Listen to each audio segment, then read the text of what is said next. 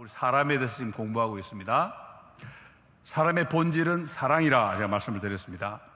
그리고 하나님이 우리에게 사랑할 수 있도록 어떤 자질을 하나 주셨는 게 뭔가 하면 자유입니다. 자유 없으면 사랑의 의미가 없습니다. 자유를 주셨기 때문에 그 자유 가운데서 우리가 마음껏 사랑할 수 있고, 그런 자유 가운데 사랑을 마음껏 실천한 대표적인 인물이 어제 보았던 욥입니다. 욥은 고통 가운데서 끝까지, 이전에도 그랬지만 이후에도 사랑하는 자기의 삶을 포기하지 않기 위해서 몸부림을 쳤던 그런 사람입니다. 그런데 사랑을 위해 자유를 부여받은 우리에게 주어진 과제가 무엇인가 할 때 한말로 딱 줄이면 일입니다. 일. 한자로 하면 노동. 자유 가운데 사랑의 노동, 사랑을 실천하는 그런 과제가 우리에게 주어져 있는데, 오늘 이 일에 대해서, 노동에 대해서 한번 함께 살펴보겠습니다. 자, 배경 해놓고 일하기 싫다, 저건 이제 물음표입니다. 일하기 싫다, 그게 좋은 말이 아니고 싫다? 이렇게 이제 물음표를 붙였는데, 대부분 일을 부정적으로 봅니다. 하기 싫은 어떤가? 좀 쉴 수 없나? 놀 수 없나? 뭐 그런 마음이 많지요. 그래서 뭐 놀고 먹는 게 최고다, 뭐 개팔자가 상팔자다 이런 말도 있고, 가끔 일이 즐겁다는 분들도 있습니다. 심지어 일에 중독되는 워크홀릭도 있죠. 일 중독, 뭐 그런 경우도 있는데, 그런 분들은 일 자체가 즐거운 건지, 아니면 남보다 소득이 많아서 자기 일이 즐거운 건지 사실은 알 수가 없어요. 아니면 가성비가 높아가지고 일은 조금 하는데 돈은 많이 번다, 뭐 그래서 낫다고 생각하는지 알 수는 없습니다. 여러분, 놀고 먹는 게 좋을 것 같습니까? 안 좋을 것 같습니까? 솔직하게 말씀하세요. 너무 거룩하게 말씀하시지 말고. 그러 쉽죠. 다 놀고 싶습니다. 놀고 먹고 싶습니다. 그게 정말 즐거운 그런 삶일까? 앞으로 우리 인생은 어떻게 보면은 일이 점점 줄어서 일하지 않는 시대가 올 수도 있습니다. 미래학자들은 그렇게 예견하고 있습니다.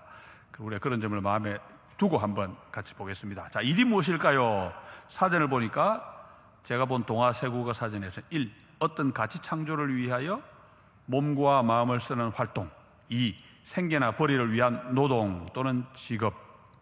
1번은 좀 고상한 정의지요. 주로 우리가 일 걸을 때는 2번을 많이 생각합니다. 노동입니다. 노동이 뭔지 사전을 찾아보니까 몸을 움직여 일을 함. 사전의 정의는 돌고 돕니다.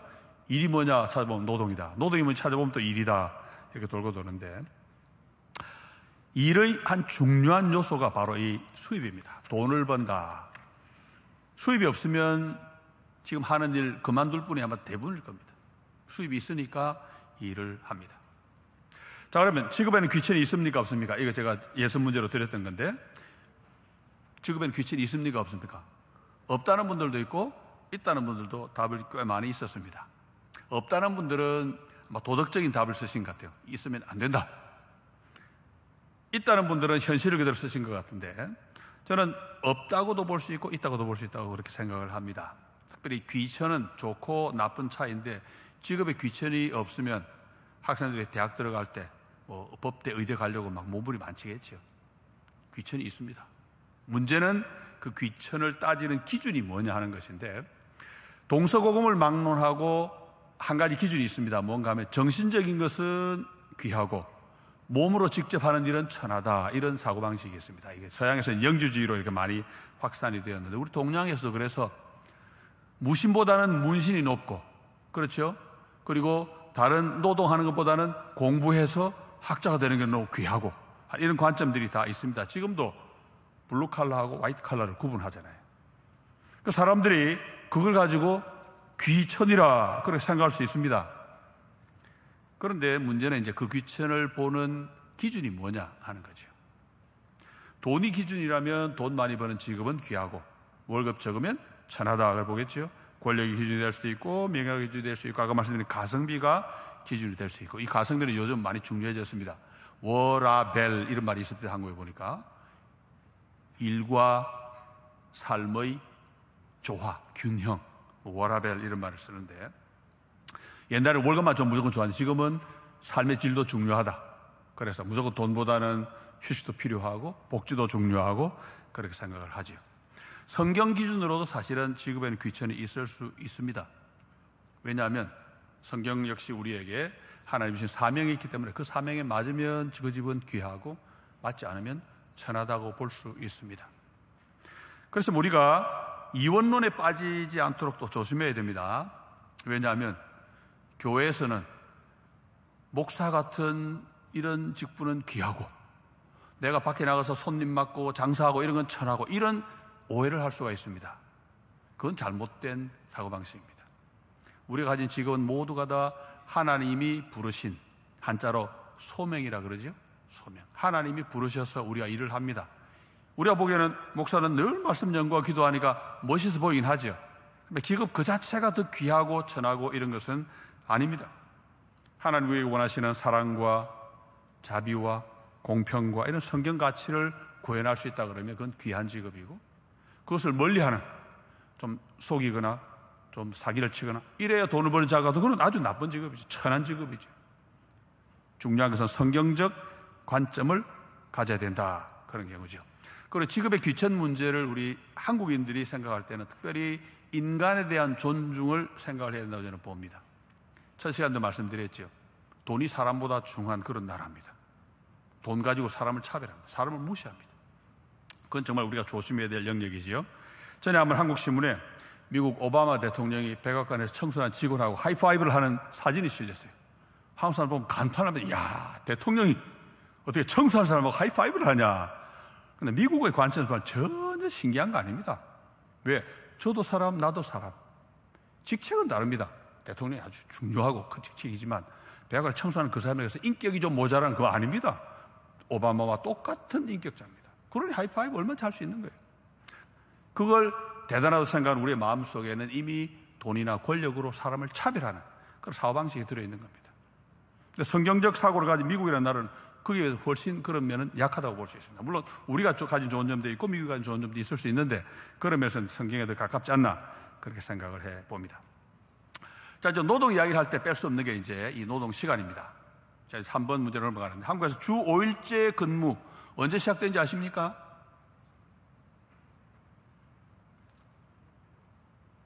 지금도 6일 일하시는 분들 있죠? 예, 주 5일제 근무 언제 시작됐습니까? 제가 찾아보니 2003년, 딱 20년 됐습니다. 그런데 지금 벌써 주 4일제 이야기 나오죠? 예, 주 4일제 이야기 나옵니다. 주 6일 일하던 것이 주 5일로 하루 줄어드는데 수천 년 걸렸습니다. 주 5일째 일하던 것이 4일 논의가 나오는 이 시기까지 수십 년밖에 안 걸렸습니다. 아주 짧죠? 주 4일째 돼보세요. 주 3일째 논의가 금방 나올 겁니다. 일이 팍팍 줄어듭니다. 이제 나중에는 결국 일하지 않는 시대가 충분히 올 수 있습니다. 그런데 제가 말씀드리고자 하는 것은 2003년에 20년 전에 주 5일제가 처음 도입될 때 가장 강력하게 반대했던 그룹이 누구겠습니까? 누가 반대했겠습니까? 반대하는 사람들은 기업주들입니다. 기업주들. 종업원들 일 많이 시키고 싶은데 주 5일만 하라. 일을 쓰지 않고 줄어든다는 거죠.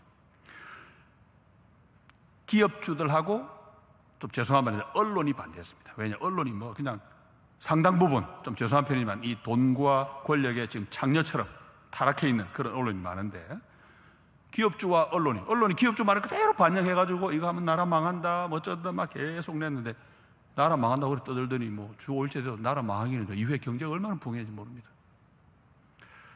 그런데 경영자들만 주 5일째를 반대한 게 아니고 교회도 반대했습니다.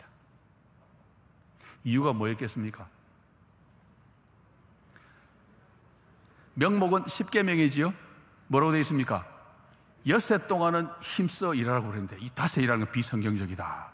그런 이야기를 해가지고. 그런데 제가 보기엔 명목, 그 명목이고 실제로는 많은 교회가 참 안타깝게도 경영자들의 논리를 그대로 받아들여가지고 반복했습니다. 경영자들이 노동시간 줄면 나라 망한다. 똑같은 논리를 펴는 거예요. 교회가 이렇게 이념 싸움에 휘말리면 안 됩니다. 언제나 교회는 말씀만 지켜야지. 뭐 말씀을 핑계로 대긴 했는데 그때 주 5일째 근무 반대하면서 교회 목사들 중에는 영적 투쟁을 벌이겠다 그런 분들도 있었습니다. 그런데 주 5일째 통과되고 난 다음에는 투쟁 더 안 하시더라고요. 왜 그런지 모르겠어요. 영적 투쟁 끝까지 해야지. 10계명을 오해해서 그렇습니다. 하나님이 6일 꽉 채우고 하루만 놀아라.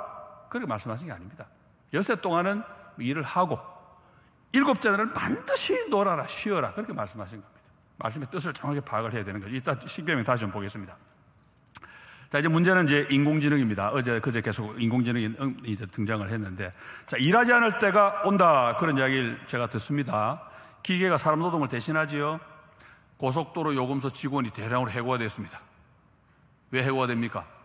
제가 옛날에 운전하고 다닐 때는 고속도로 들어갈 때 그냥 톨게이트 차를 딱 세워야죠. 창문을 내려야죠. 그 다음 뭐 해야 됩니까? 안녕하세요 인사도 해야 되고, 그런 다음에는 뭐 어디 갔다 왔으니까 요금 얼마입니다. 그럼 얼마 또 계산도 해야 되고 잔돈도 받아야 되고, 뭐 그런 다음에 또 안녕히 계세요 그러고 또 쫙 올리고 출발합니다. 지금 얼마 전에 제가 한국 와가지고 보니까 어떻습니까? 그냥 쓱 지나갑니다. 지나가 띵동 1,600원이 결제되었습니다. 잔액은 33,000원입니다. 카드에 얼마 남았을까요? 쫙 이야기. 설 필요도 없고 쓱 지나면 다 해결됩니다. 기계가 하면 그렇게 쉬운 거. 그렇게 고속도로 요금소 사람이 자꾸 이렇게 해고가 되는 거죠. 또 몇 년 전에 보니까 한국 뉴스에 김치 버무리는 기계가 발명이 됐다. 사람들 와 좋네. 아닙니다. 그 기계 하나가 15인분을 해치운대요. 그럼 어떻게 됩니까? 15명은 잘린다, 그런 뜻입니다. 기계 하나가 15인분을 합니다. 기계는 사람보다 일 잘합니다. 앞으로 거의 대부분의 직업이 이 기계로 대체가 될 거라 예상을 하는데, 뭐 의사, 판사, 변호사, 기계가 대체할 적이 점점 많아지는데, 놀랍게도 목사도 그 대상이 들어 있습니다. 처음에는 사람들이 안 넣었어요. 목사는 인격적 관계가 중요하기 때문에 기계가 목사를 대신하지 못할 거다. 그래 지금은, 여러분 얼마 전에 지금 설교 만들어주는 프로그램 보셨습니까? 챗 GPT라는 게 지금 나왔습니다. 우리 중고등부 학생들은 벌써 알 거예요. 컴퓨터에다가 요한복음 3장 16절로 설교 하나 만들어줘 탁 치면 쫙 설교가 나옵니다. 꽤 괜찮아요. 설교. 목사 가지고 있는 전문성 가운데 가장 범접하기 어려운 게 이 설교 아닙니까? 신학교 들어가서 막 3년간 히브리어, 헬라어 막 성경 공부 많이 하는 이유도 이 설교 때문인데, 그걸 기계가 대신해 버리면 어떻게 됩니까? 이거 앞으로 좀 복잡한 그런 세상을 봅니다. 아직은 그 설교가 완전하지도 않고 교회 조직과 안 맞기 때문에 혼란이 있습니다만은 앞으로 굉장히 큰 이슈가 될 거라고 생각을 합니다. 인공지능은 지금 발전의 발전을 거듭해서 거의 인간을 따라잡는 수준, 그리고 나중에 이제 인간을 능가하는 수준에 갈 수 있습니다. 어제도 말씀드렸지요. 무서운 세상입니다. 그럼 사람이 일하지 않는 세상이 과연 올까? 미래학자들은 대부분 그렇게 봅니다. 왜냐하면 기계가 자꾸 대처합니다. 기계는 잘합니다. 기계 한 대에서 뭐 몇십 명, 몇백 명, 몇천 명 일을 대신할 수 있고 완벽하게 합니다. 그러면 사람이 일을 점점 적게 하겠지요.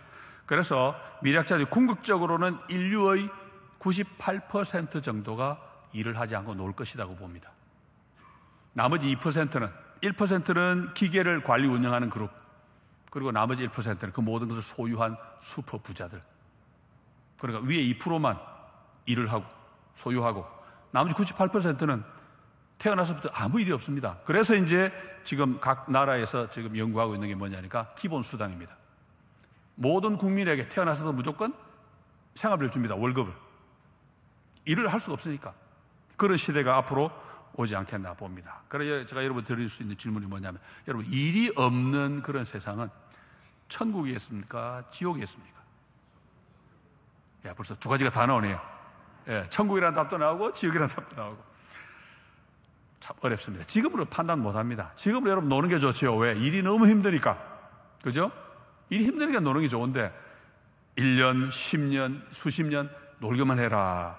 그러면 나 일도 좀 하고 싶다, 그런 마음이 생길지도 몰라요. 판단이 서지 않는데, 어쨌든 성경에 따르면 우리가 갈 천국에는 일이 없는 것 같아요. 왜냐하면 영원한 구원을 가리켜서 안식이라, 쉼이라고 뒤에 가면 다시 볼 건데, 쉰다, 일을 쉰다, 일 없습니다, 천국에는. 그런데 이 땅에서 일이 없어진다고 이 지상 생활이 천국으로 바뀌지는 않을 겁니다. 사람이 일이 없어지면 뭐 하겠습니까? 그 남는 시간에. 우리 인간은 전적으로 부패했다고 우리 배우지요. 사람이 그 남는 시간에 뭐 착한 일을 하겠어요? 야, 굉장히 무섭죠. 그런 시대가 이제 우리에게 옵니다. 자, 다음 일은 쉬는 것과 반대입니다. 일과 쉼, 그리고 일과 놀이. 놀이는 막 일만큼 땀이 나도 재밌잖아요. 더 하고 싶잖아요. 그죠? 일과 쉼, 일과 놀이는 어떤 것일까? 이 놀이라고 하는 것은 그냥 쉼과 달리 재미라는 요소가 가미가 되어 있습니다. 우리가 일을 다 힘들어하는 이유는, 일을 다 하기 싫어하는 이유는 일이 힘들기 때문입니다. 그래서 일을 하다가 쉬기를 원합니다. 그런데 쉰다고 하는 것은 단순히 일을 중단하고 하지 않는 상태가 아니고 그 쉬는 동안 생각을 합니다. 내가 하는 일이 어떤 일인가? 이 일의 의미가 뭔지, 그 일의 방향을 어떻게 해야 될 것인지. 그래서 일을 쉬는 동안 일의 방식과 중요성을 생각합니다. 그러니까 쉼이 좀 있으면 일도 능률이 올라갑니다. 일에 대해 생각하고 더 연구를 많이 해서 일을 더 잘할 수 있으니까. 이게 이제 휴식의 의미고, 우리가 1년 내내 열심히 일하다가 연말이 되면 쉬잖아요. 우리가 성탄절도 있고 설날도 있고 그것도 쉽니다. 쉴 때는 사람들이 막 모여서 이제 잔치도 하고 놀기도 하고, 그걸 보통 이제 우리 책에서 세시풍속이라 그렇게 이야기하는데, 이 세시풍속은 말하자면은 한 1년 동안 살아왔던 그 삶의 의미를 돌아보고 보람 있게 잘 살 수 있는 방법을 또 연구하는 그런 뜻깊은 시간입니다. 우리 교회에서는 이제 그런 행사 주로 이제 추수감사절, 그다음 성탄절 이럴 때 이제 그런 행사들이 있죠. 한 해 동안 살아온 삶을 돌아보고 어떻게 하면 더 바로 살 수 있을 것인가 연구하는 그런 시간이 됩니다. 그리고 우리 교회에서는 이 일상생활과 그리고 쉼을 보통 축제라 그렇게 부를 수 있는데, 이 관계가 매주일 반복됩니다. 주일마다 모여서 드리는 하나님 앞에 드리는 예배가 우리에게 축제입니다. 축제는 일상과 분리된 게 아니고 일상을 쉬고 나오지만 그 축제 때 드리는 그 예배는 일상과 늘 연결되어 있습니다. 한 주간 바로 살고 난 다음 하나님 앞에 와서 하나님 앞에 감사도 드리고 찬양도 하는 것이 맞지요. 한 주간 내 죄짓다 와가지고 하나님 앞에서 찬양 못 드립니다. 그리고 또 예배 드리는 이유가 뭡니까? 예배 드리면서 또 하나님 앞에 바로 서서 지난 잘못 고백하고 용서받고, 이제 하나님 제가 바로 살겠습니다. 그 나가서 한 주간 동안 열심히 바로 살려고 또 애쓰고, 또 그 주일날 와서 또 예배 드리고, 이게 이제 축제와 일상이 이렇게 연결이 다 되어 있습니다. 우리 예배와 일상도 이제 그런 관계로 연결이 되어 있는 거죠. 그러니까 그리스도인에게는 일과 쉼, 일과 놀이, 이런 관계는 우리 그리스도인에게 예배와 일상생활의 관계가 늘 같기 때문에 항상 염두에 두고 우리 삶을 연구하면 좋겠습니다. 자, 이제 성경으로 들어갑니다. 서론을 이 정도로 하고, 사람을 창조하신 목적이 뭡니까? 다 아시죠? 예. 거기 우리 인용해 놓은 구절 다 볼 필요 없습니다. 앞부분만 보면 됩니다. 하나님 이르시되 그러다가 모든 것을 다스리게 하자 하시고, 그 인용구 마지막 구절에도 모든 생물을 다스리라 하시니라. 하나님이 사람을 창조하신 목적은 명확합니다. 일을 시키기 위해 창조하셨습니다. 일 시키려고 사람을 만드셨습니다. 그 일이 뭔가 하면 하나님이 창조하신 모든 피조물을 다스리는 일입니다. 하나님이 직접 하셔도 될 일이지만 하나님과 닮은 인간을 만드셔서 인간에게 하청을 주셔서 너희가 대신해라, 그렇게 맡기신 겁니다. 하나님이 그렇게 맡기신 것이 인간에게는 본능처럼 남았습니다. 그래서 우리 성경 말씀은 분명하게 이야기하는 것을, 이 동서고금에 있는 신화들이 있죠. 신화, 뭐 그리스 로마 신화, 중국 신화, 이런 신화에도 보면 신이 인간을 만들었다는 이야기가 나오는데 전부 일시키려고 만들었다, 그렇게 나옵니다. 인간이 본능적으로 알고 있기 때문에 신화를 만들 때 그걸 반영을 하는 거겠죠. 하나님 말씀 우리가 해주는 이 진리가 거기 그렇게 반영이 되어 있습니다. 거기 창세기 2장 5절도 인용이 되어 있는데, 거기도 보면 똑같습니다. 사람을 언급할 때 땅을 갈 사람도 없었으므로, 이 간다는 말이 경작한다는 말이죠. 하나님이 인간에게 피조물을 다스리라 하셨는데, 실제로 이 땅에 사게 된 일 가운데 핵심은 땅을 경작하는 일입니다. 그 일이 이제 나중에 아담에게도 이어지는데, 땅을 경작하는 이 일이 과연 하나님이 말씀하신 땅을 정복하고 다른 모든 피조물을 다스리라는 그 일과 같은 것일까? 계속 질문해 볼 수 있죠. 인간이 죄를 지어서 노동이 좀 이렇게 위축된 것일까? 그런 생각이 드는데, 오늘날은 인류가 달에도 가고 화성 탐사도 합니다. 그러면 하나님 우리에게 말씀하신 이 노동 또는 일하는 사명, 이것은 단순히 이 지구로 끝나는 게 아니겠죠. 달로도 이어지고 화성으로도 연결되고 충분히 그럴 수 있는 그런 사명이라고 볼 수 있습니다. 자, 하나님이 우리가 사람을 만들어 일을 시키자, 그러시고는 사람을 만드십니다. 아담에게 일을 맡기시죠. 2번 문제로 갑니다. 보니까 여호와 하나님이 그 사람을 이끌어 에덴 동산에 두어 그것을 경작하며 지키게 하시고, 땅을 경작하는 것이 사람의 본분입니다. 그런데 그 본문은 에덴 동산에서도 이미 그대로 구현이 됐습니다. 여러분, 아담이 에덴 동산에서 놀고 먹은 거 아닙니다. 일했습니다. 하나님 시키신 두 가지 일 뭐지요? 하나는 땅을 경작하는 거, 하나는 동산을 지키는 거. 땅을 경작하는 게 본문이다. 무슨 말이냐? 인간이 죄인이 되기 전에도 일은, 노동은 인간의 본분이었다는 것입니다. 다만 인간이 죄를 짓는 바람에 그 노동이 고통으로 바뀐 거지 애초부터 노동이 없었던 건 아닙니다. 노동은 인간의 본분, 처음부터. 궁금하긴 합니다. 아담이 에덴 동산에 뭘 재배했을까? 상추 키워 먹었을까? 토마토 키웠을까? 궁금하긴 해요. 알 수는 없죠. 성경이 말하지 않으니까. 지키는 건 또 뭘까? 그것도 궁금하지요. 온 우주에 하나님과 아담밖에 없는데 누가 와서 에덴 동산 뺏어간다고 지키라 말씀하셨을까? 궁금하기도 합니다. 그런데 나중에 보니까 아담이 죄를 지어서 에덴에서 쫓겨납니다. 그걸 보니까 하나님이 지키라 하신 말씀이 에덴 동산을 지키라는 그 말씀인데 사실은 에덴 동산을 지키고 있는 아담 자신을 지키는 거였구나. 그런 생각이 듭니다. 자신을 못 지키고 뱀의 거짓말에 속아서 하나님을 어기는 순간 쫓겨나 버렸습니다. 동산을 못 지킨 거죠. 결국 자기가 쫓겨났으니까. 자, 그 다음에 이제 아담이 아직 쫓겨나기 전에 하나님이 주신 이 명령, 다른 모든 피조물을 다스리라 하신 그 명령을 수행한 내용이 하나 나옵니다. 우리 지난주, 어제, 그제 다 보았지요. 자, 아담이 들짐승과 새들에게 수행한 과업은 어떤 점에서 하나님의 명령을 수행한 일입니까? 하나님이 짝 같은 도움을 주시려고 동물을 만들어 오셨는데 아담이 짝한 도움을 발견 못했습니다. 대신 동물들의 이름은 다 지어주었다. 그렇게 했지요. 이름을 지어줌으로써 이제 그 동물과 나는 연결이 됩니다.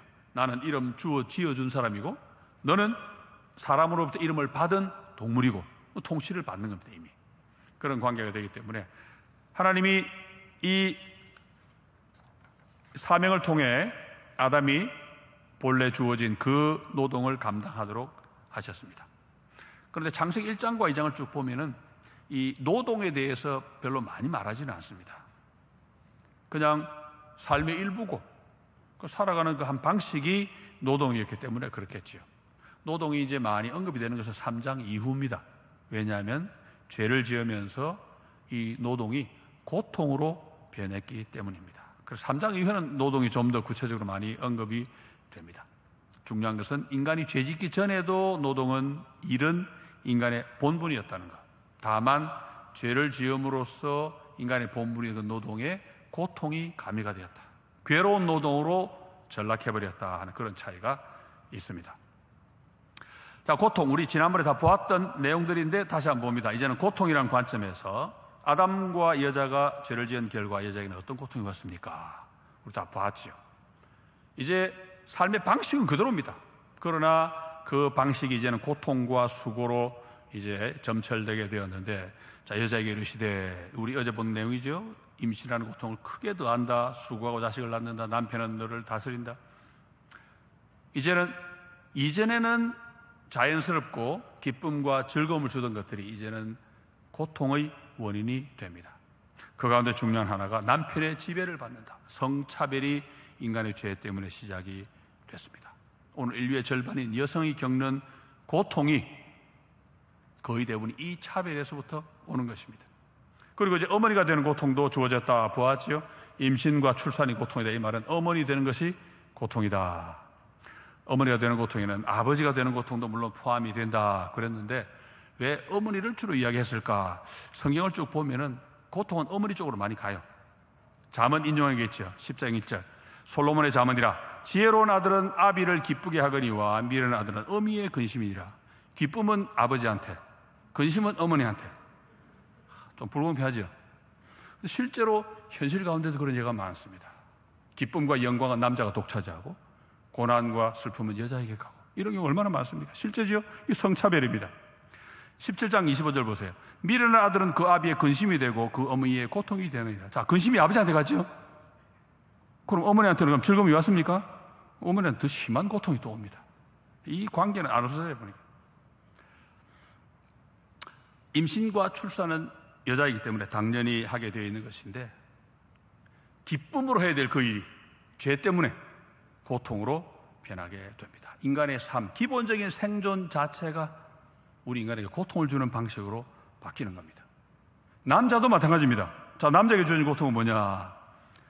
남자에게 주는 것은 노동의 고통. 이제 남자는 반일을 하는 그런 대표자로 이제 등장하게 되는데, 핵심은 전부가 고통입니다. 자, 한번 읽어볼까요?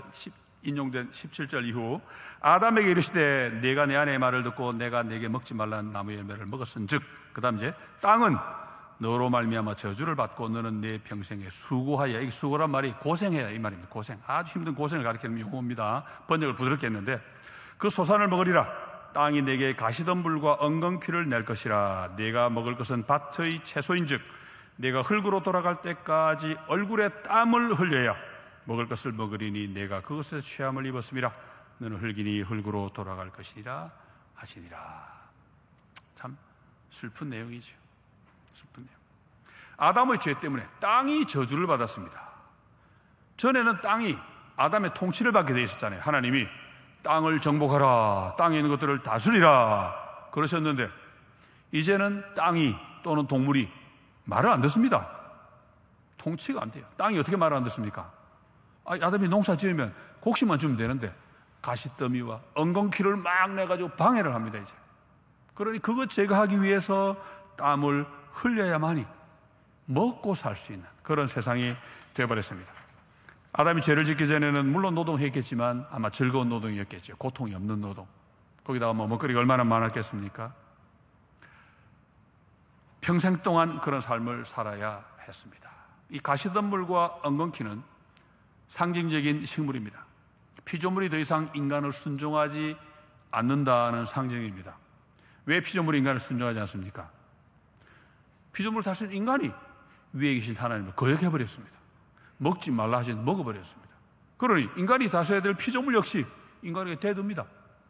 거역하고 반항을 하는 거죠. 그래서 이제는 고난과 수고 없이는 먹고 살 수 없는 그런 인생이 되어버렸고, 시편 90편 9절 10절 인용을 했는데 거기서 딱 두 단어만 보면 됩니다. 수고와 슬픔뿐이요. 하나님의 사람 모세가 쓴 시편 가운데 가장 오래된 시편인데, 인생이 짧은 것도 허무하지만 그 짧은 기간도 즐거움만이 아니고 고통과 눈물과 슬픔으로 쫙 점철되어 있다는 거예요. 참 죄가 인간을 얼마나 괴롭혔는가 하는 것이 나타나 있죠. 이 가시덤불과 엉겅퀴는 구약으로 끝나지 않습니다. 이게 예수님 말씀을 보니까 이게 단순히 벌판에 나는 잡초만을 가리키는 표현이 아니구나 하는 걸 알 수 있는데, 일단 가시덤불과 엉겅퀴가 나면서 어떤 일이 생겼냐면은 에덴 동산은 풍성했습니다. 하나님이 마음껏 먹으라 이것만 빼고 그렇게 말씀하셨죠. 마음껏 먹으라. 그런데 가시덤불과 엉겅퀴가 나오고 이 땅에 사람이 점점점 많아지면서 이제는 먹을 것 자체가 이제 모자라는 그런 시대가 됩니다. 그래서 남보다 더 먹고 남보다 더 잘 먹기 위해서는 싸워야 됩니다. 빼앗아야 됩니다. 골고루 나누어 먹으면 좋지요. 그런데 인간의 마음이 안 그렇잖아요. 올해는 풍년 들어서 골고루 나눠 먹다, 야 내년에 흉년이 되면 어떻게 하지? 그래 힘 있는 사람은 어떻게 합니까? 빼앗습니다. 비축해 놓습니다. 나는 혹시 내년 흉년이 되면 먹고 살아야 되겠다. 힘 없는 사람은 어떻게 됩니까? 오래 먹을 것 없어 굶어 죽습니다. 그런 식으로 싸우고 빼앗고, 하나님이 하나 되어서 잘 살라고 말씀하셨는데 죄가 들어오니까 그거 안 됩니다. 그 말하자면 약탈과 독점 이런 것들이 들어와서 인간 세계를 괴롭히고, 여러분 이 땅의 것은 뺏고 빼앗고 해도 사실은 우리 소위 말하는 표현을 쓰면 제로섬 게임입니다. 합치면 똑같아요. 이 사람이 많이 뺏어가면 저 사람 많이 못 먹습니다. 그렇기 때문에 예수 믿는 사람이 경제적인 일이나 여러 가지로 제로섬 게임인데 남보다 더 가졌다고 함부로 할렐루야 그러면 안 됩니다. 미안해야죠. 나누어야 될 걸 내가 더 가져왔으니까. 이런 기본적인 원리로 한번 기억을 하면 좋겠는데, 예수님 말씀을 들어보니까 이 가시덤불과 엉겅퀴는 벌판에만 나는 게 아니고 인간의 마음에도 납니다. 마태복음은 7장은 건너뛰고 13장에 있는 말씀 보면, 자 가시떨기에 뿌려졌다는 것은 말씀을 들으나 세상의 염려와 재물의 유혹에, 여기도 유혹이 원문은 속임수입니다. 번역이 유혹됐는데 우리 어제 봤죠. 속임수의 욕심을 따라 하는 그분은 같은데, 말씀이 막혀 결실하지 못하는 자요. 이 가시는 하나님 말씀하신 가시덤불과 엉겅퀴 할 때 그 가시와 같은 용어입니다. 가시덤불과 엉겅퀴는 벌판에만 나는 게 아니고 인간의 마음에도 납니다. 여기 말하는 가시떨기에 뿌려야 돼 뭡니까? 세상의 염려, 재물의 속임수 때문에 말씀의 열매를 못 맺습니다. 왜? 이 땅의 것을 바라보는, 돈이 최고라는 그런 속임수에 넘어가기 때문이죠. 실제로 농사 짓는 분들은 잡초 때문에 얼마나 고생합니까? 그런데 우리 농사 대부분 안 짓지요? 우리는 왜 고생합니까? 인간들 때문에 고생합니다. 인간들 때문에. 왜? 인간 마음에 모두 뭐가 나 있습니까 지금? 가시가, 엉겅퀴가 막 나 있습니다.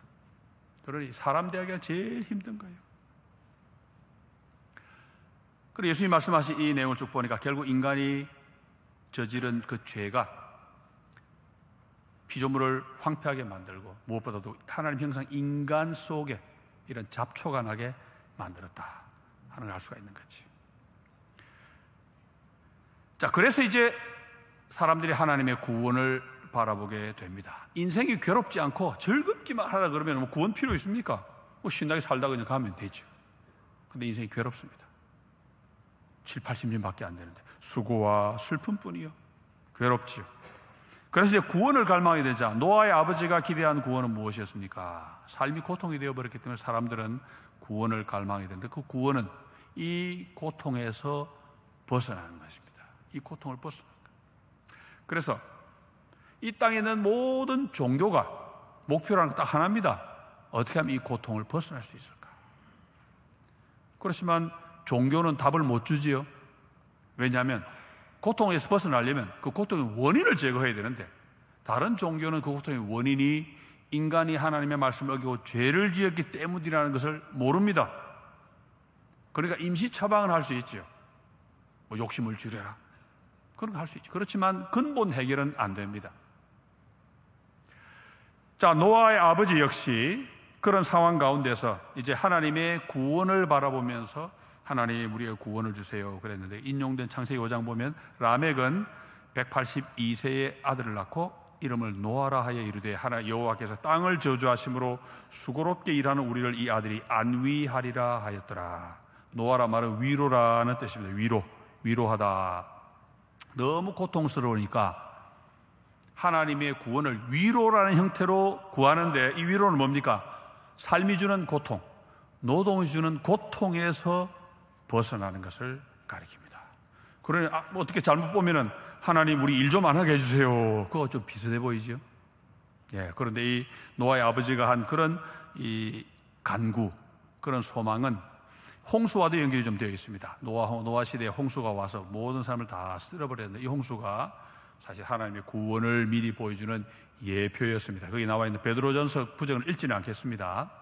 그런데 이 위로가 가장 명확하게 표시된 본문이 바로 이사야 말씀입니다. 이사야 40장에 보면 자, 읽어보겠습니다. 이사야 40장 너희 하나님이 이르시되 너희는 위로하라 내 백성을 위로하라 너희는 예루살렘의 마음에 닿도록 말하며 그것에게 외치라 그 노역의 때가 끝났고 그 죄악이 사함을 받았느니라 그의 모든 죄로 말미암아 여호와의 손에서 벌을 배나 받았느니라 할지니라 하시니라. 위로를 전하는 이 위로가 뭐냐? 하나님의 구원의 약속입니다. 왜 뭡니까? 죄가 사함을 받았다. 죄 때문에 고통이 왔는데 위로는 뭡니까? 고통에서 벗어나는 거거든요. 그런데 죄가 용서받았으니까 이제는 그 고통에서 벗어날 수 있게 됩니다. 원인이 없어지니까 물론 벌을 받았죠. 잘못 저지르고 벌 받고 하나님 우리에게 용서를 주시는데 그 용서 구원의 소식을 내 백성을 위로하라 하는 그런 말씀을 우리에게 주십니다. 선지자 이사야가 이 구원을 잘 전했습니다. 죄가 가져온 고통에서부터 원인을 제거함으로써 구원을 주는 그런 세상이죠. 고통이 죄의 결과니까 이제는 구원은 고통 없는 세상을 바라보게 됩니다. 노동 없는, 다시 말하면 쉼의 세상. 그래서 이제 다시 우리 십계명으로 들어갑니다. 왜 십계명에 안식일이 있는가? 자, 십계명은 우리에게 주중 6일과 안식일에 대해 각각 무엇을 하라고 명령합니까? 아까 말씀드렸죠. 이 안식일 계명을 근거로 주 5일제를 반대했다. 이유가 뭐냐면 이 계명의 뜻을 몰라서 그렇습니다. 이 계명을 가지고 막 반대한다 그 말은 마치 우리가 안식일을 지킨 것처럼 오해하잖아요. 우리 안식일 안 지킵니다. 주일은 안식일 아닙니다. 우리 착각하면 안 됩니다. 사도 바울이 안식일 지키다가 율법주의에 빠진다 조심하라. 경고하잖아요. 그러니까 십계명의 뜻을 바로 알아야 됩니다. 이 십계명에 나와 있는 안식일 계명 한마디로 우리를 향한 하나님의 구원이 담겨 있습니다. 일단 본문 한번 볼까요? 자, 안식일을 기억하여 거룩하게 지키라. 자, 출애굽기에 나와 있는 십계명입니다. 그 뒤에는 신명기에 나와 있는 십계명도 있습니다. 일단 우리 출애굽기를 먼저 한번 봅시다. 여섯 동안은 힘써 내 모든 일을 행할 것이나 일곱째 날은 네 하나님 여호와의 안식일인즉 너나 네 아들이나 네 딸이나 네 남종이나 네 여종이나 네 가축이나 네 문화 네 몸은 계획이라도 아무 일도 하지 말라. 자, 긍정문 부정문을 제가 말씀드렸죠. 십계명은 사계명과 오계명만 긍정문으로 되어 있는데 사계명 안식일 계명은 가만히 보면 내용은 부정문입니다. 안식일에는 아무 일도 하지 말라, 부정문으로 되어 있죠. 우리는 안식일 안 지킵니다. 우리는 주일이지. 주일을 지킨다는 말도 자칫하면 안식일로 오해될 수 있기 때문에 좀 조심해야 됩니다. 하나님이 쉼의 날을 주십니다. 일 안 하는 날을 주셔서 우리에게 구원을 바라보게 하시는데, 자, 하나님이 안식일을 주신 이유는 그 안식이 우리에게 구원을 의미하기 때문입니다. 그 안식일은 구원의 날. 그래서 먼 훗날의 구원을 위한 뜻을 담으셨는데, 자, 안식일에 쉬어야 될 이유를 하나님이 말씀하시는데 아직 안 보았습니다. 출애굽기에 나와 있는 십계명하고 신명기에 나와 있는 십계명하고 이유가 다릅니다. 출애굽기를 한번 볼까요? 자, 이는 왜 쉬어야 되느냐? 이는 엿새 동안에 나 여호와가 하늘과 땅과 바다와 그 가운데 모든 것을 만들고 일곱째 날에 쉬었습니다. 그러므로 나 여호와가 안식일을 복되게 하여 그날을 거룩하게 하였느니라. 이 십계명은 출애굽하는 과정에 하나님이 시내산에서 주신 계명입니다. 안식해야 될 이유가 뭐냐니까 내가 엿새 동안 천지를 창조하고 일곱째 날에 쉬었으니까 너희도 쉬어라, 그런 말씀입니다. 이 계명을 주실 때 이미 인간은 고통스러운 노동으로 힘들어하고 있었습니다. 그리고 이 계명 자체가 이미 쉬어라는 말 속에 구원이 담겨 있지요. 그런데 아직은 구원의 뜻은 좀 희미합니다. 그런데 좀 뒤로 가서 신명기 5장에 나와 있는 십계명을 보니까 좀 더 분명해집니다. 이 신명기 5장에 나온 십계명이 똑같은 십계명을 모세가 이스라엘 백성이 이 요단강을 건너기 직전에 모압 평지에서 전해준 십계명인데 다른 내용은 거의 비슷한데 이 안식일을 지켜야 될 이유는 달라졌습니다. 너는 기억하라. 내가 애굽 땅에서 종이 되었더니 네 하나님 여호와가 강한 손과 편팔로 거기서 너를 인도하여 내었나니 그러므로 네 하나님 여호와가 내게 명하여 안식일을 지키라 하느니라. 안식의 이유가 뭐냐? 내가 너희를 이집트 노예 생활에서 건져냈기 때문에 너희는 안식일에 쉬어야 한다. 하나님이 이스라엘 백성을 출애굽시키신 것은 구원의 역사입니다. 하나님이 그들을 구원해 주신 것입니다. 앞으로 우리가 그리스도 예언에서 얻게 될 먼 훗날에 그리스도 예수 안에서 얻게 될 그 구원을 미리 보여주는 것입니다. 그리고 하나님이 안식일에 쉬어라는 이유가 달라졌죠. 이제는 구원을 받았으니까 이날 쉬어야 된다, 그런 말씀입니다. 다시 말하면 우리가 쉰다는 것, 노동을 하지 않고 하루 쉰다는 것이 하나님의 구원과 연결되어 있구나 하는 것을 다시 한번 정확하게 알 수가 있는 거죠. 그러면 우리가 구원의 날을 어떻게 볼 수 있습니까? 우리 구원의 날을 성경이 다른 말로는 안식의 날, 그러면 쉼의 날, 쉬는 날, 일 안 하는 날이 바로 구원의 날입니다. 그게 바로 이제 십계명 두 번째 신명기 본문이 정확하게 가르쳐 주는 거죠. 이 뜻이 나중에 이제 우리 주님의 말씀에 가면 다시 나옵니다. 자, 이제 신약으로 넘어가 봅시다. 자, 그리스도를 믿는 사람은 노동에 대해 어떤 태도를 가져야 됩니까? 그리스도인은 성경적 관점을 가져야 됩니다. 인간이란 무엇인가? 자기 마음대로 분열되어서 갈라져 싸우는 게 인간이 아니고 하나님이 본디 하나에서 만드셨으니까 다 하나가 되기 위해 애쓰는 게 인간이다. 사랑이다. 우리 배웠죠, 첫날? 둘째, 인간은 무엇인가? 하나님이 자유를 주시고 책임질 하셨기 때문에 책임 있게 끝까지 사랑하며 사는 것이 인간이다. 배웠죠. 마찬가지로 하나님이 인간을 노동하는 존재로 창조하셨습니다. 그런데 그 노동에 고통이 섞여버렸습니다. 그래서 사람들이 이제 일하기 싫다 그럽니다. 옳지 않지. 일이 고통이 된 건 문제가 있지만 그럼에도 불구하고 일 그 자체는 인간의 본분이라고 하는 것을 우리 그리스도인의 마음에 늘 기억해야 됩니다. 일이 아무리 힘들어도 일 그 자체는 하나님이 우리에게 주신 소명이고 인간의 존재 의미다, 그렇게 알아야 됩니다. 자, 그걸 이제 첫 번째 본문이 잘 가르칩니다. 데살로니가후서 3장 볼까요? 우리가 너희와 함께 있을 때도 너에게 명하기를 누구든지 일하기 싫어하거든 먹지도 말게 하라 하였더니 뭐 더 볼 필요도 여기까지만 딱 보면 됩니다. 일하기 싫은 자는 뭐 하라고요? 먹지도 마라. 안 먹으면 어떻게 됩니까? 배고프지요? 배만 고픕니까? 안 먹으면 죽습니다. 일하기 싫은 자는 먹지 마라. 이 말은 일하기 싫은 자는 죽으라. 무서운 말씀입니다. 일을 할 수 없는 장애가 있거나 여러 가지 문제로 일할 수 없는 분들도 있죠. 그런 분들은 이야기하지 않습니다. 일하기 싫은 사람, 할 수 있는데 해야 되는데 하기 싫다는 사람은 살 이유가 없다. 왜? 인간을 창조하신 목적이 노동이기 때문에 그거 하기 싫은 사람은 인간으로서 존재할 가치가 없다. 그런 말씀입니다. 그래서 바울은 권면하기를 그리스도인은 스스로 자기 양식을 벌어 먹어야 한다. 이게 첫째 원리로 줍니다. 다시 말해 남에게 폐를 끼치면 안 된다. 조금 더 말씀드렸지만 일할 수 없는 분들이 있습니다. 장애가 있다. 이런 분들은 서로 도와가면서 사랑하며 살아야 되지. 그럼 할 수 있는 사람이 안 하고 폐 끼치는 것은 잘못된 것입니다. 그리스도인이 노동에 대한 가장 기본적인 것은 내가 할 수 있는 한 내 일은 내가 해결하는, 내 양식은 스스로 해결하는 것이 성경적 원리입니다. 다시 말하면 하나님이 원래 인간을 창조하실 때 주셨던 노동의 그 뜻을 하나님의 다시금 그대로 회복하는 사람이 그리스도인이죠.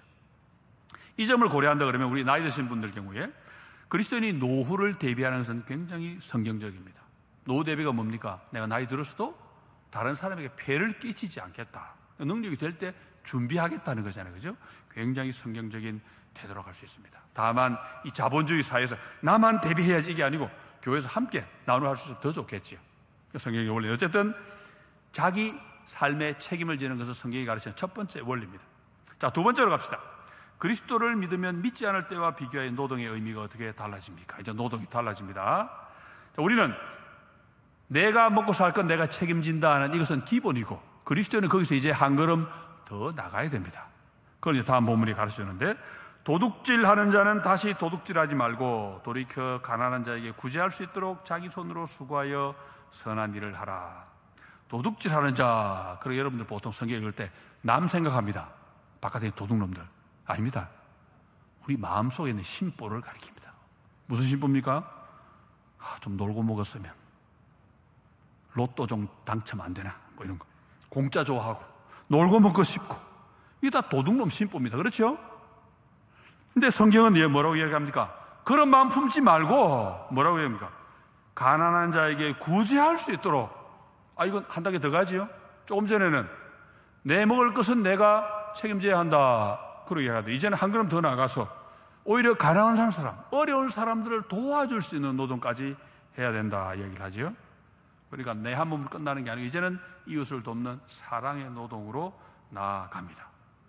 그리스도인이 되기 전과 되고 나니까 얼마나 다릅니까? 되기 전에는 도둑놈 심보로 좀 해먹을 거 없나. 그리스도인이 되고 나면 어떻게 됩니까?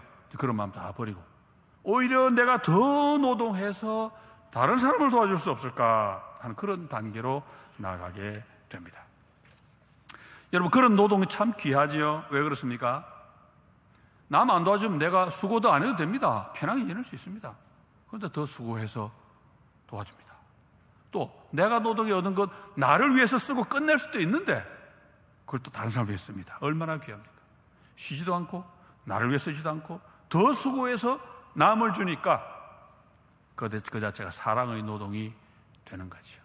이게 이제 그리스도인의 노동에 대해서 가져야 될 가장 기본적인 원리입니다. 첫째로는 내 삶은 내가 책임을 진다. 이게 1번이고 그건 기본이고 그 다음에는 뭡니까? 다른 사람을 돕기 위해서 사랑의 노동까지 하는 그런 단계로 나가는 거죠. 그러면 그런 노동할 때 우리가 어떤 태도로 해야 되는가?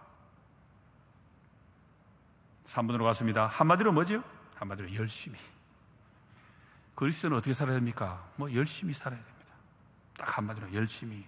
모든 일에 진지해야 되고 매사에 최선을 다해야 되고. 로마서 12장 11절. 자, 우리 같이 한번 읽읍시다. 화면 떴지요? 시작. 부지런하여 게으르지 말고 열심을 품고 주를 섬기라. 자, 주를 섬기라 이야기하면서 주를 섬기는 방법을 3가지 이야기합니다. 첫째로 부지런하여, 둘째로는 게으르지 말고, 셋째로는 열심을 품고. 똑같은 말이죠, 이게 지금. 그 사도 바울은 지금 3번 같은 말로 열심히 주를 섬겨라. 그렇게 했습니다. 여기서 주를 섬기라 이 말은 사람들이 또 이걸 오해합니다. 열심히 교회 열심히 나오고 성경 많이 보고 기도 많이 하고 그것도 맞지요. 근데 우리 그리스도인이 하는 모든 일이 사실은 주님을 섬기는 겁니다. 가난한 이웃 도와주는 거, 법질서 지키는 거, 사람들에게 상냥하게 대하는 거, 이 모든 것이 다 주님에게 하는 겁니다.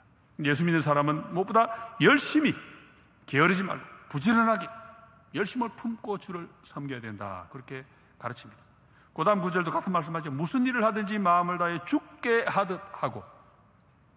왜 그리스도인이 사람을 대할 때 돈으로 차별하면 안 되고 인격 대 인격으로 대해야 됩니까? 우리가 사람을 존중해야 되는 이유, 우리가 모든 사람을 대하는 것이 결국 우리 주님을 대하는 것과 같기 때문에.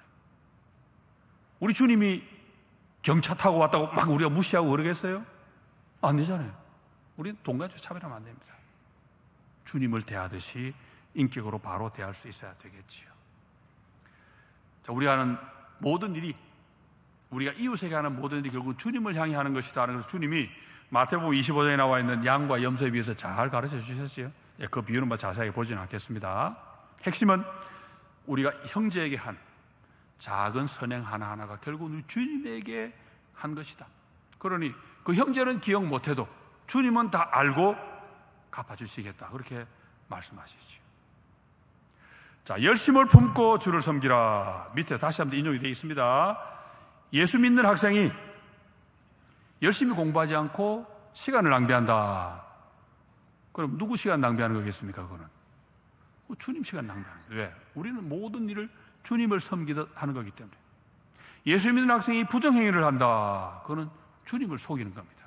감독 속이는 게 아니고 우리 주님을 속이는 겁니다. 뭐가 부정행위입니까?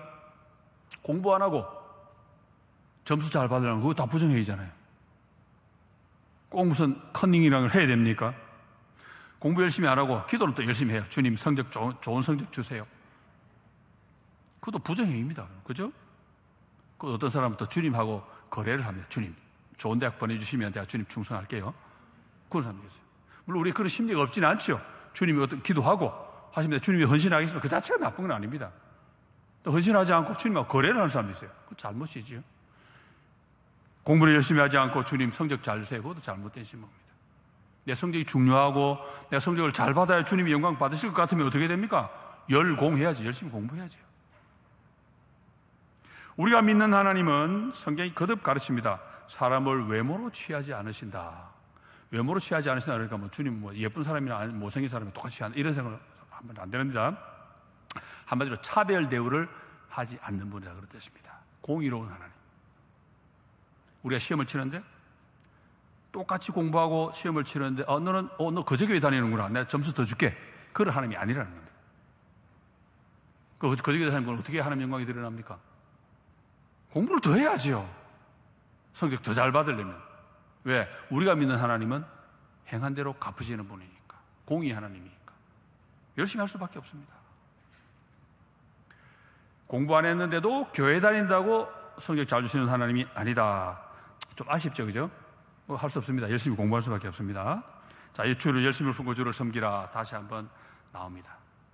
자, 그리스도인이 그럼 열심히 살아야 될 이유는 뭡니까? 바로 오늘 본문에 나와 있습니다.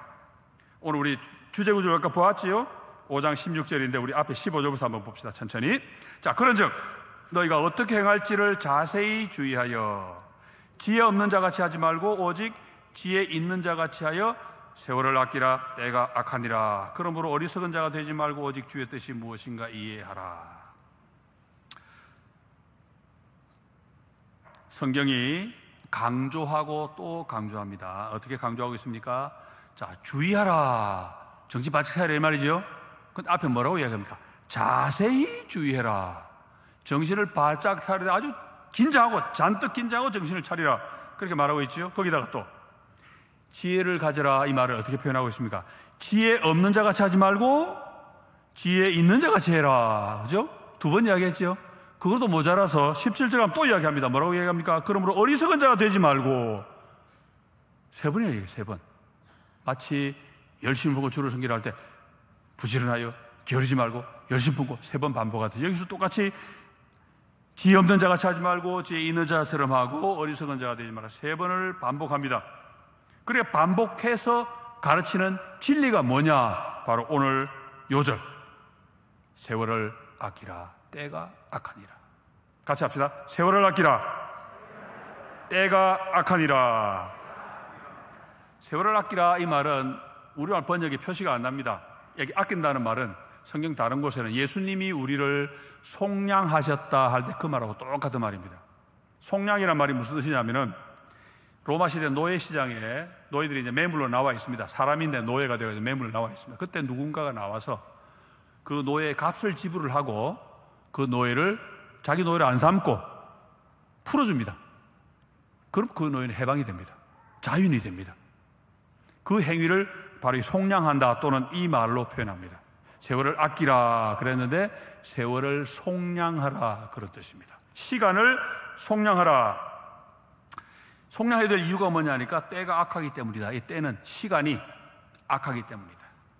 무슨 말이냐면 지금 사람이 다 죄의 노예가 되어 있습니다. 그때 주님이 오셔서 우리의 죄값을 다 치르시고 우리를 구원하여 자유인으로 만들어 주십니다.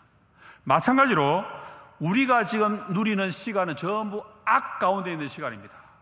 우리가 가만히 있으면 악하게 마냥 흘러갑니다. 우리의 사명은 뭐냐면 그렇게 흘러갈 그 시간을 부지런히 건져내야 됩니다. 건져내서 어떻게? 선한 시간으로 바꿔야 됩니다. 그게 바로 세월을 아끼는 겁니다. 시간을 건져내라. 왜? 시간이 악하니까 우리가 건져서 그 악한 시간을 선한 시간으로 하나님께 영광 돌리는 하나님 기뻐하시는 시간으로 바꾸어야 한다. 그런 말씀입니다. 그러니까 세월을 아끼라 이 말씀은 다른 말로 하면은 쉬지 말고 선을 행해라. 쉬지 말고 하나님을 믿고 순종해라. 그런 말입니다. 그러니 그리스도인이 얼마나 열심히 살아야 되겠어요? 왜? 내가 열심히 안 살면 나에게 주어진 그 시간이 그냥 악하게 흘러가 버립니다. 하나님 우리가 그걸 건지기를 원하십니다. 그러니 내가 잠시도 못 쉬고 열심히 수고를 해서 그것을 건져내어야 하나님의 영광이 되는 거지요. 그러니 우리는 노동하는 인간으로 창조받았습니다. 우리의 노동이 뭡니까? 하나님 순종하는 거지요. 사랑 실천하는 거지요. 하나가 되기 위해서 애쓰는 거지요. 자유로 책임을 지고 서로 하나가 되는 건 아닙니까? 그 일을 쉬지 않고 부지런히 해야 되는 그것이 우리의 사명입니다. 노동하도록 창조가 우리 인간의 사명이지요. 죄 지은 인간은 안 하고 싶어 합니다. 그냥 무조건 노동 안 했으면 좋겠다. 우리 그리스도인은 노동이 고통인 줄 알지만 그럼에도 불구하고 노동 안 했으면 좋겠다 하지 않고 노동을 하고 그 노동을 하되 사랑의 노동을 하고 죄에 빠져있는 시간을 건져내는 노동을 하고 이것이 우리 그리스도인의 사명입니다. 예수 믿는 사람은 한마디로 열심히 살아야 됩니다. 죄진 일에 열심히 내면 절대 안 되고 말씀 믿고 순종하는 일에 열심을 내고 사랑으로 하나 되는 일에 열심을 내고 이웃을 돕는 일에 열심을 내고 열심히 살아야 됩니다. 자, 그럼 이제 앞에서 언급했던 안식으로 다시 들어갑니다. 노동과 안식의 이중주. 그러면 우리 일하라고 부르셨는데 쉼은 무슨 뜻이 있나 궁금하지요? 자, 우리 주님이 아버지 하나님을 소개할 때 뭐라고 했냐니까 요한복음 5장 17절입니다. 예수께서 그들에게 이르시되 내 아버지께서 이제까지 일하시니 나도 일한다 하시매. 하나님이 일하시니까 하나님 아들인 나도 주님도 일하신다 하셨습니다. 자, 하나님이 7째 날 쉬셨는데 다시 일을 시작하셨습니까? 월요일 날 출근하셨습니까? 다시? 무슨 말입니까? 내 아버지가 아직까지 일하시니까 나도 일한다. 하나님도 일주일 일하고 안식일 쉬고 월요일 또 출근하시고 또 안식일 이렇게 하셨습니까? 아니죠. 어떻게 보면 하나님 아직도 안식일입니다. 하나님 아직도 쉬고 계시는 겁니다. 하나님이 쉬신다는 게 뭐냐 보니까 하나님 우리를 구원하신다는 말입니다. 하나님이 우리를 향한 구원을 안식이라 노아의 아버지가 그렇게 기대를 하고 아들 이름도 지었지요. 이제는 이사야가 예언한 것처럼 우리에게 안식이 주어져야 그게 구원인데 우리 하나님 아버지는 일하시는 하나님입니다. 특별히 언제 일을 하시냐? 안식일에 일하시는 하나님. 그래서 우리 주님이 이 땅에 오셔가지고 아버지를 그대로 따라 하시는데 아픈 환자들을 주로 언제 고치셨냐니까 안식일에 고치십니다. 평일에 하셔도 됩니다. 근데 주님이 일부러 안식일에 많이 하셨습니다. 그것 때문에 유대인들로부터 박해도 받고 그랬는데 주님이 왜 그렇게 하셨냐?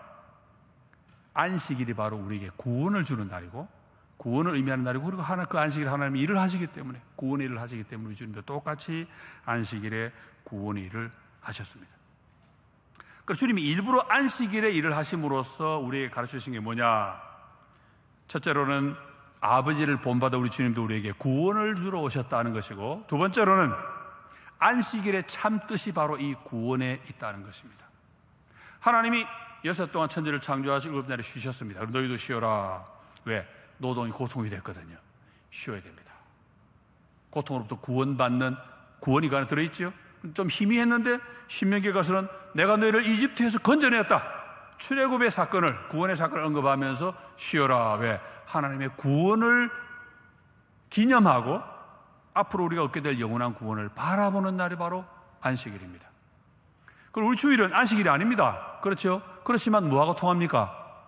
하나님 구원에 감사하고 그 구원의 날을 바라본다는 의미에서는 안식이라고 또 통하죠. 구원의 날이니까. 그래서 우리 주님이 이 땅에 오셔서 우리를 구원으로 부르실 때 어떤 말씀 통해 부르십니까? 마태복음 11장, 좀 뒤로 넘어갔습니다. 3번. 마태복음 11장 인용한 구절 볼까요? 수고하고 무거운 짐진 자들아 다 내게로 오라. 내가 너희를 쉬게 하리라.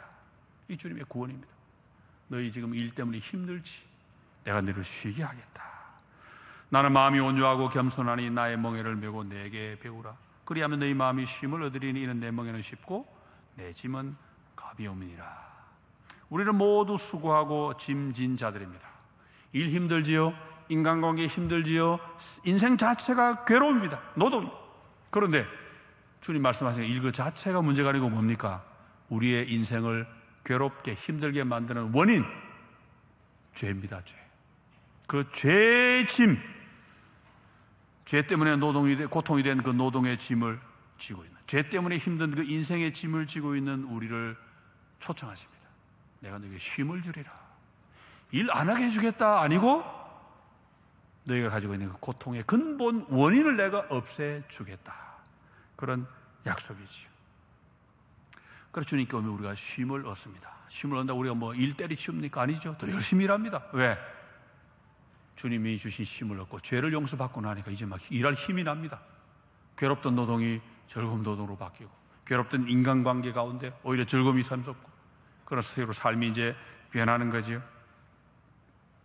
그래서 성경은 신약에서도 하나님의 구원을 이야기할 때 쉼이라는 용어를 많이 사용합니다. 쉼 또는 한자로 안식. 문제 4번에 보면 성경 우리가 바라보는 구원을 어떤 모양으로 그리고 있습니까? 히브리서 4장 4절 5절을 인용했지요. 제7일에 관하여 어딘가 이렇게 일수되 하나님은 제7일에 그의 모든 일을 쉬셨다 하였으며 또다시 거기에 그들이 내 안식에 들어오지 못하리라 하였으니, 이 시편 95편을 이야기하는 겁니다. 거기 보면은 하나님이 이스라엘 백성들이 광야에서 하나님을 거역했기 때문에 너희는 내 안식에 들어오지 못할 것이다 말씀하시죠. 그래서 이집트에서 태어난 이스라엘 백성 가운데는 여호수아와 갈렙 둘 빼고는 아무도 가나안 땅에 못 들어갔습니다. 가나안 땅이 안식의 땅이고 하나님의 구원의 상징이었거든요. 그런데 이제 신약 히브리서는 그 구절을 언급하면서 그러면 여호수아가 제공해 준 그 가나안 땅이 진짜 안식의 땅이냐 하면 그건 아닌 겁니다. 왜? 너희는 내 안식에 못 들어온다 그랬으니까 못 들어갔습니다. 그런데 예수 믿는 우리는 안식에 들어갑니다. 우리에게는 안식의 땅이 남아있다. 그러면서 이제 하나님이 약속하신 진짜 안식, 참 안식을 바라보며 살자. 그런데 그 안식이 뭐냐? 바로 우리의 구원을 가리킵니다. 우리가 그 구원에 들어가면 하나님이 구원의 일을 마치고 쉬신 것처럼, 창조 마치고 쉬시고 구원을 마치고 쉬시는 것처럼 지금 하나님 일하고 계시죠. 아직은. 왜? 우리 구원하셔야 되니까. 우리도 우리 일이 끝나고 나면 나중에는 쉬는 안식에 들어가게 됩니다. 그 안식이 바로 우리의 구원이지요. 요한계시록 14장 13절에 나와 있습니다. 또 내가 들으니 하늘에서 음성이 나서 이르되 기록하라. 지금 이후로 주 안에서 죽는 자들은 복이 있도다 하시매 성령이 이르시되 그러하다. 그들이 수고를 그치고 쉬리니 이는 그들의 행한 일이 따름이라 하시더라. 자, 수고는 뭡니까? 노동이지요. 그런데 고통의 노동이 아니고 그들이 행한 일이 따름이라. 주님을 사랑하고 주님을 좋아해서 주님을 섬기려고 노력한 것, 주님 계명을 좇아 이웃을 사랑하려고 애쓴 모든 일을 가리킵니다. 이제는 고통의 노동이 아니고 사랑의 노동, 기쁨의 노동으로 바뀌었고, 이웃을 돕는 그런 노동을 열심히 하다가 때가 되면 죽습니다. 죽으면 쉽니다. 이제 더 이상 그거 안 해도 됩니다. 그러니 신약성경, 구약성경을 잘 보면은 이 노동과 쉬는 것이 서로 연결된 걸 알 수 있습니다. 노동 없어진 거 아닙니다. 그러나 그 노동을 고통으로 만든 죄가 없어지고 노동의 의미가 달라지고, 이제는 우리는 해방된 노동, 죄의 노예가 아니고 해방된 노동을 열심히 하게 됩니다. 그런데 그 노동은 우리의 수고고 해방됐지만 여전히 힘듭니다. 그럼에도 불구하고 열심히 하지요. 나중에는 결국 이 노동에서 벗어나는 완전한 쉼, 안식의 단계를 바라보게 되는, 그것이 바로 우리가 천국에서 누리게 될 하나님의 구원인 거죠. 자, 이제 몇 가지 적용해보고 마무리를 하겠습니다. 그리스도인에게 노동은 뭡니까? 노동은 하나님이 주신 본분입니다. 죄 때문에 타락했다가 그리스도의 은혜로 다시금 본래의 의미를 되찾았습니다. 그리고 예수 믿는 사람은 일하기 싫다, 농담으로 할 수 있죠. 그렇지만 그리스도는 일하고 싶어하는 사람, 열심히 일하는 사람, 적어도 내 삶을 내가 책임질 뿐만 아니고 어려움 있는 다른 사람이 도와줄 수 있는 그런 노동을 하는 사람이 바로 그리스도인입니다. 그리고 그런 노동을 열심히 하는 그런 사람에게 하나님은 마지막에는 결국 그 노동을 쉬는 구원과 안식의 때를 주시게 되는 거죠. 우리가 바라보는 하늘나라는 일 없는 곳입니다. 쉬는 곳입니다. 그러면 그게 갈 때까지는 어떻게 된다는 소리입니까? 그게 갈 때까지는 일해야 된다는 얘기입니다. 열심히. 자, 1번 볼까요? 사람은 대부분 먹고 살기 위해 또는 남보다 더 잘 살기 위해 노동을 합니다. 내가 노동을 하는 이유는 무엇입니까? 생업을 위해, 자기 발전을 위해, 품위 있는 삶을 위해 등 자신을 위한 동기 외에 다른 동기가 있습니까? 우리 믿는 사람들은 있어야 됩니다. 믿는 사람들은 앞에 게 없어야 돼, 이런 말은 아닙니다. 우리도 역시 생업을 위해서, 자기 발전을 위해서 이렇게 노력하는 게 필요합니다. 다만 그걸로 끝나면 안 되고 한 걸음 더 나아가서 주님의 은혜를 기억하고 하나님의 은혜를 기억하는 그 마음으로는 이 노동을 주신 하나님의 뜻을 기억하고 오늘 우리에게 사랑으로 하나가 되어라, 자유의지를 가지고 서로 섬겨라, 그게 결국은 사랑의 노동으로 서로 도와라, 하나가 되어라, 그런 뜻을 알고 하나님 앞에서 노동을 잘하기 위해서 열심히 수고를 하는 거지. 자, 두 번째, 우리는 일과 휴식 또는 일과 쉼을 어떻게 잘 조화시킬지 생각해 봅시다. 특히 학생들의 경우 공부와 쉼 또는 오락과 운동, 학교 공부와 교회 생활 등을 어떻게 조화시킬 수 있을지 생각해 봅시다. 어려운 숙제지요. 저도 지금 60 넘은 지금도 참 평생 이 문제로 씨름한 것 같아요. 교회를 열심히 하면 공부가 좀 등한이 되는 것 같고, 공부를 하더니 또 교회를 등한이 되는 것 같고, 이 조화를 이루어야 됩니다. 놀 때는 놀고 쉴 때는 쉬고 공부할 때는 공부하고 그래야 되는데 참 쉽진 않지요. 저는 고등학교 때는 또 우리 또 주일 성수 한다 그래가지고 주일날 공부 안 하잖아요. 토요일 12시 땡 되면 공부 끝. 주일 하루는 그냥 교회에서 합니다. 그냥. 그러니까 또 땡 하면 또 공부 시작. 그렇게 지냈는데 대학 가서 조금 무리 들었습니다만은 또 대학 때는 또 SFC 한다고 얼마나 또 바빴는지. 그러니까 공부도 해야 되고 SFC 해야 되고 교회 대학부도 해야 되고, 신학교관이 좀 나아지는 애들 신학교관이가 또 전도사 한다고 바쁘고 학교 공부도 해야 되고. 저 유학을 가서 또 목회했습니다. 유학 가서 이 박사 공부도 해야 되고 목회도 해야 되고, 이거 계속 그래요 지금. 우리 학생들 그런 고민들 많이 있으시죠? 저도 충분히 이해합니다. 다 겪었습니다. 방법 없습니다. 본인이 나름대로 지혜를 짜야 되고, 그리고 본인의 판단이 미숙할 수 있기 때문에 주위 사람들의 조언을 잘 들어야 됩니다. 가장 유익한 게 뭔지 아십니까? 부모님, 특히 어머니의 잔소리입니다. 아주 새겨 들으시기 바랍니다. 절대 짜증내지 말고 어머니가 한 말씀 하시면 이게 진리다, 그렇게 받아들이시기 바랍니다. 그리고 필요하면 이제 담당 교역자 또는 담임 목사님하고 상의도 하고, 어떻게 해야 내가 공부도 열심히 잘해서 주의 영광 위에 잘하고, 그리고 또 교회에서 열심히 신앙훈련도 잘 받고 할 수 있겠는지 함께 머리를 짜내고 지혜를 내고 할 수 있겠지요. 사람마다 좀 편차가 있을 수 있습니다. 긴장관계를 여러분 죽을 때까지 갑니다. 우리 어르신 성도들 마찬가지잖아요, 그죠? 직장생활도 하고 교회생활도 하고 하면 다 잘하고 싶은데 쉽지 않습니다. 그래서 늘 긴장하고 늘 말씀과 기도가 함께해서 열심히 하는데 쉽지는 않은데 그래도 해야죠. 하나만 쉽습니다. 우리는 둘 다 해야 되니까 끝까지 포기하지 않고 해야 되겠죠. 자, 그러면 그 다음 문제로 갑니다. 자, 우리 그리스도인이 노동시간이 조금씩 줄어드는 환경 가운데 성경적 노동을 바로 실천하기 위해 필요한 것은 무엇일까요? 우리 시대에 우리가 더 열심히 할 수 있는 사랑의 노동, 창의적인 노동에는 어떤 것이 있겠는지 생각해 봅시다. 자, 생업을 위한 노동은 점점 줄어들게 되어 있습니다. 앞으로 일하고 싶다 이제 일할 수 없는 시대가 올 수 있습니다. 그럼 이제 어떻게 됩니까? 하나님의 말씀 성경이 도전을 받습니다. 왜? 성경에 보니까 하나님이 일 시키려고 인간을 창조하셨다 그랬는데 아이들이 태어나 보니까 아무도 일 안 합니다. 전부 놉니다. 그럼 성경 엉터리네. 이렇게 할 수도 있죠. 우리 그리스도인은 사람을 창조하신 하나님의 본래 뜻을 늘 잊지 말고 기억하고 노동을 계속할 수 있는 방안을 만들어내야 됩니다. 먹고 살기 위한 노동은 안 할지 몰라도 다른 노동, 뭡니까? 사랑의 노동은 앞으로도 얼마든지 할 기회가 주어질 거라고 저는 봅니다. 그런 것들 창의적으로 자꾸 만들어내고 찾아내고 지혜를 짜내고 앞으로 학자들도, 그리스도인 학자들도 이런 거 연구 많이 해야 될 거예요. 그래서 앞으로 노동이 없어지는 시대에 그리스도는 뭘 하고 살아야 되나 연구해야 됩니다. 우리 젊은 학생들은 특별히 그런 부분에 앞으로 많이 연구하면 좋겠고. 자, 마지막으로 휴가 잠깐 이야기하고 마칩시다. 자, 그리스도인도 휴가, 휴식, 여가, 은퇴 필요합니다. 성경적인 노동관에 비추어 성경적 휴식, 성경적 여가, 성경적 은퇴의 모양을 연구해 봅시다. 이거 뭐 제가 다 말씀 못 드리고 힌트만 드리면 바로 인용하는 성경 말씀입니다.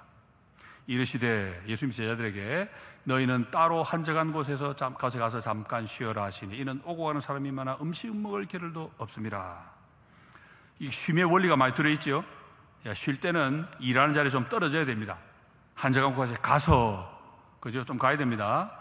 그런데 참 주님 말씀이 좀 야속해요. 제자들에게 얼마 쉬어라 그랬습니까? 예, 잠깐 쉬어라. 좀 오래 쉬어라 그러죠. 예. 저는 근데 이 말씀의 뜻이 깊다고 봅니다. 제자들이 바빠 정신없습니다. 할 일이 많습니다. 오래 못 쉽니다. 인간이니까 주님이 그래도 긍휼히 여기셔서 좀 쉬어라 하셨지. 뭐 이게 잠깐 쉬라는 게 꼭 조금만 쉬고 와 이 말보다 우리도 쉴 때 뭐라 그럽니까? 푹 쉬어라 말도 하지만 좀 쉬어라 이 말도 하잖아요. 그죠? 그런 뜻이 아닐까 봅니다. 어쨌든 주님이 이 말씀하시니까 쉼이 꼭 필요하다고 말씀하시고, 그렇지만 쉼은 일을 위해 필요한 거지 쉼 그 자체가 목표가 되면 안 됩니다. 적어도 우리가 영원한 쉼에 가기 전까지는 쉼이 우리가 목표가 되면 안 됩니다. 쉬는 이유는 일을 잘하기 위해서 쉬는 것입니다. 그러나 언제나 일이, 노동이 우리의 목표가 되어야 되겠지요. 자, 그러면 오늘 결론이 뭡니까? 제목에 있지요. 일하는 사람이 됩시다. 오늘 결론을 간단히 지으면 열심히 살자. 학생들에게 딱 두 자로 하면 뭐죠? 열공. 뭐 대책 없습니다. 성경의 원리입니다.